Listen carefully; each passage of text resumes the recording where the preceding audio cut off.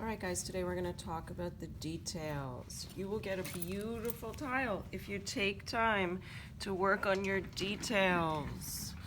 I have my minimum 3 appliques that help narrate my story. The first thing I want you to do is take a C tool, a clean one, and re-outline all of your lines. See how that pulls a much nicer line than the needle tool? It's just a little bit wider, looks a little bit smoother, okay? Why I want you, whoops, now see if you do that, just erase it. Okay, and do it again. Why I want you to do this is, listen carefully. Clay is going to shrink between 9 and 14% as the water evaporates out of it. So your lines that you carve in there are going to shrink and fade. A lot of them are just, a lot of them are just going to fade away, okay? So you need to make them wider.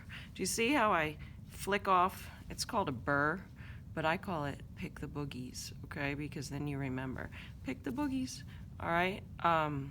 And when you have a whole bunch of boogies, just throw them into the slip container and they break down and they make wonderful slip. One of the things you have to do is pick all the boogies off of there, no burrs, because if I were gonna leave this burr on here, it would fuse when I would fire it in the kiln and it would become sharp and it will cut my hand when I'm firing it and it will cut your hand. One thing kids always think is that it'll get better when I fire. No, it's gonna stay just as good or not so good as when you sent it into the kiln, okay? So nothing gets better. You can't carve away once we fire it, so you have to do a good job picking your boogies, getting off all these little burrs. Good morning, Miss Marker. Call Park on 101. Miss Marker, 101. So you're going to do that first. You're going to take the C tool and recarve all your lines, okay? Then I want you to take a finger, not water, but just a finger and a little pressure and smooth out everything. I want you to smooth out your appliques, but don't turn it into like a hill. Just kind of smooth it out. You can also take the C tool and get in there and smooth it out. A good portion of your grade, probably about 30%, is going to be craftsmanship, and fixing all of these things to make them look nice is called craftsmanship. It's taking pride in your work and making it look really nice, and this is going to separate you from your peers. Some of your peers are going to look like not as advanced as your work because you're going to take time to smooth it out and pick the boogies. After I use the C tool, now I'm ready to put some texture, okay? We looked at Stabley's work. He's got a lot of visual textures on there, differentiating between the different portions, okay? So I have this giant box of texture tools. Please keep everything in here. And they have all kinds of fun textures. I suggest getting another piece of clay and practicing. Look at this great texture. This is a coffee stirrer from probably, I don't know, Dunkin' Donuts is really the only place I ever go, but I don't know, maybe somebody donated this. Look at that amazing texture. This is a cap from a marker.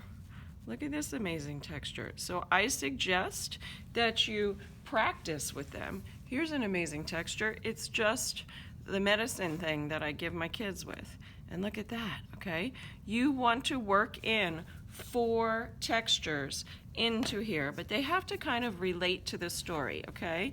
So let's think about it. If I was sitting on an airplane seat, it would probably have some kind of a rough texture because it's upholstery, right? They're designed to get dirty and they're made out of rough fabric. So I think I'll do that to my whole chair, all right? Then maybe, let's see, maybe my hair has some neat texture, okay? So maybe I'll come in here and I will take the corner of my thing and I'm just gonna grab it and bring it through to give myself some texture, okay? Definitely my background needs to be differentiated, so I'm gonna look through, and you know what's really fun? I can take 2 things and turn them into one. Here's a biggie. You know, I just take this little guy and I can give myself polka dots, but then maybe I take a bigger one and I can do circle on circle, okay? So what's going to happen is the clay was plastic when we were mushing it around. Now it's leather hard, which is the perfect time to carve. We're going to fire it, and then we're going to stain it. So the more textures that you have, we don't want a ton. I'm aiming for about 4, but the different textures will absorb the stain, and it'll go in there, and it's going to look really cool. Okay, so trust me on the textures. Please keep them at the texture table, because if we spread them out, you're not going to have as many selections to use, and I want you to have lots of different selections. Okay, so keep it at the texture table, and remember, we want really nice craftsmanship. Everything must look really precise. Take your time, okay? Please do your best work. Craftsmanship is really important, okay? Have some fun with textures.